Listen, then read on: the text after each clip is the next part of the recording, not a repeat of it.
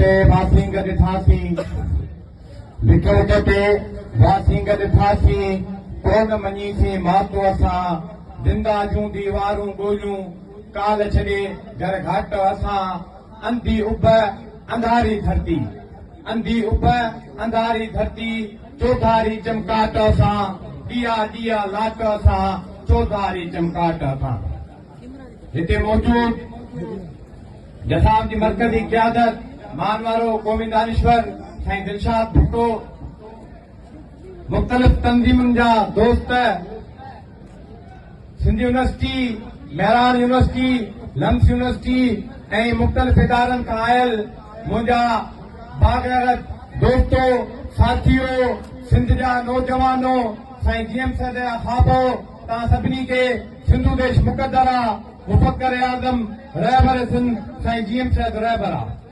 सभिनी खां पहिरीं त जसाब ज़िले सिंध यूनिवर्सिटी जी काबीना ऐं कारकुननि खे जसाब जे बहादुर सदर मोहतरम सकलेन सिंधी जी जेको शान में मोहतरम सकलेन सिंधी जे मान में ही आलीशान सिंधी शाम जो प्रोग्राम करण ते मां जस पेश कयां थो ऐं उन सां गॾोगॾु मां तव्हां सभिनी दोस्तनि खे अहिड़ो आलीशान प्रोग्राम जे लाइ जेका मुबारकबाद पेश कयां थो। दोस्तो, मूंखे इंतिहाई सुराई महसूस पई थिए जो मां तव्हां सिंध जे नौजवाननि सां मुखातिब आहियां, छाकाणि त मुंहिंजो अज़ीम रहबर साईं जीएम सैयद तव्हां सभिनी सां मुखातिब थियल खे जेको आहे याकूती सम्झंदो। उहो इन करे जॾहिं साईं जीएम सैयद वतन जी ॻाल्हि कई, जॾहिं साईं जीएम सैयद पंहिंजी धरती जी ॻाल्हि कई त साईं जीएम सैयद खे मीर छॾे विया, पीर छॾे विया, वॾेरा छॾे विया, तॾहिं साईं जीएम सैयद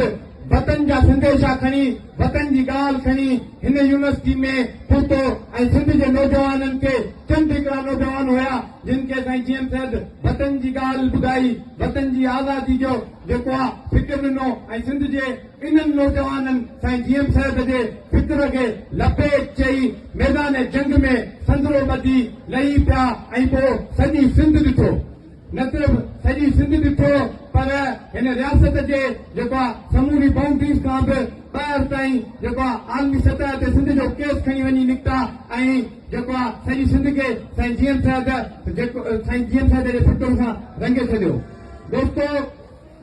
सिंधी शाम जो प्रोग्राम आहे, तव्हां सभिनी खे ख़बर आहे त हिन पधर ते पाण हर साल जेको आहे सिंधी शाम जो प्रोग्राम मल्हाईंदा आहियूं। अॼु जो प्रोग्राम न आहे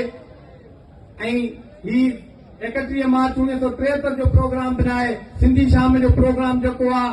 60 जे दहाके खां जेको आहे मल्हायो वेंदो आहे, पर 31 मार्च 1973 में साईं जीएम साहिब जेका सिंधी शाम मल्हाई वई, उन सिंधी शाम में साईं जीएम साहिब हिकिड़ो फिक्र ॾिनो, हिकिड़ो जेको आहे पैगाम खणी हिन सिंधी यूनिवर्सिटी शागिर्दनि वटि पहुतो। तॾहिं खां 31 मार्च यौम सिंधु देश जे तौर ते मल्हाई वेंदी ऐं उन सिंधी शाम जो तसलसुल हीअ सिंधी शाम ऐं 31 मार्च हिन रियासत जे लाइ जेको आहे मथे जो सूर बणिजी वई, कालदम ॾींहुं करार थी वियो। 31 मार्च यौम सिंधु देश रियासत जे अंदरि कालदम ॾींहुं करार थी वियो ऐं जॾहिं उहो प्रोग्राम असां 2023 में जसाब तरफ़ां सिंध यूनिवर्सिटी में अनाउंस कयो त सिंध यूनिवर्सिटी मैदान जंग बणिजी वई ऐं हिते वेठल दोस्त ऐं स्टेज ते वेठल दोस्त जेके आहिनि उन्हनि खे खंबे जेको आहे जेलनि में मारियो वियो ऐं उन्हनि खे गुम कयो वियो, उन्हनि खे ज़ाहिर करे उन्हनि ते केसिस कया विया। गुज़िरियल महीने 2023 वारा केसिस जेके आहिनि उहे गुज़िरियल महीने ख़तमु थिया आहिनि। सो उन सिंधी शाम जो जेको तसलसुल आहे अॼु हिते पाण सभु मौजूद आहियूं। दोस्तो, उन सिंधी शाम सां तव्हां सभु बखूबी वाक़िफ़ आहियो त सिंधी यूनिवर्सिटी में हिकिड़ो अहिड़ो दौर आयो जंहिंमें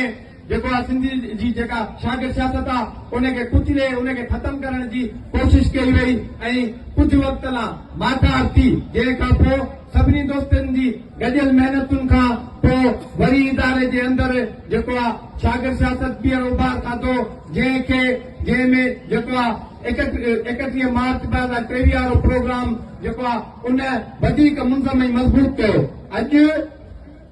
अॼु इन मुंज़म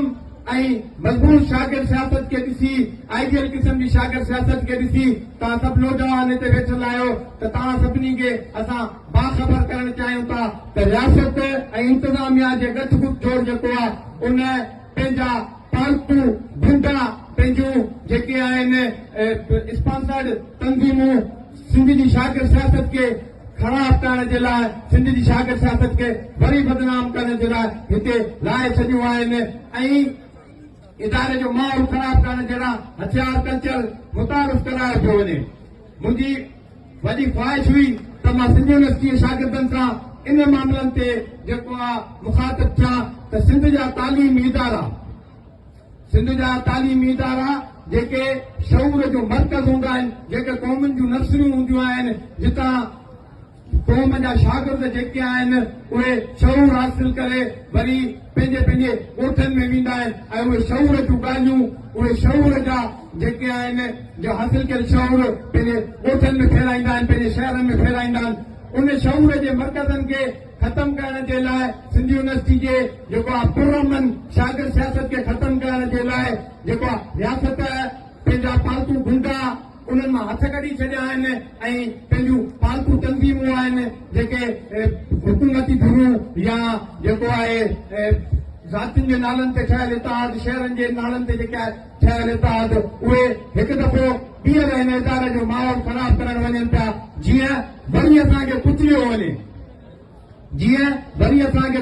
वञे जीअं वरी 5 ॼणा जॾहिं सिंध यूनिवर्सिटी पार्कुनि में वियनि त उन्हनि जे मथां रेंजर्स अची बीहे त 5 ॼणा जेके आहिनि उहे हिते गॾिजी विया आहिनि अलो न आहे।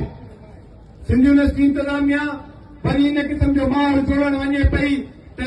जेको आहे सिंध जी यूनिवर्सिटी जी हासिलुनि मां वरी नायला रिंद जा जेके आहिनि लाश मिलनि। सो असां तव्हां सभिनी सिंध जे बाशऊर शागिर्दनि खे इहा गुज़ारिश था कयूं त जसाब ऐं ॿियूं शागिर्द जमायतूं हिन सिंध यूनिवर्सिटी इंतिज़ामिया जी जेके ओछियूं हरकतूं आहिनि उन्हनि ख़िलाफ़ अॼु बि विड़े पई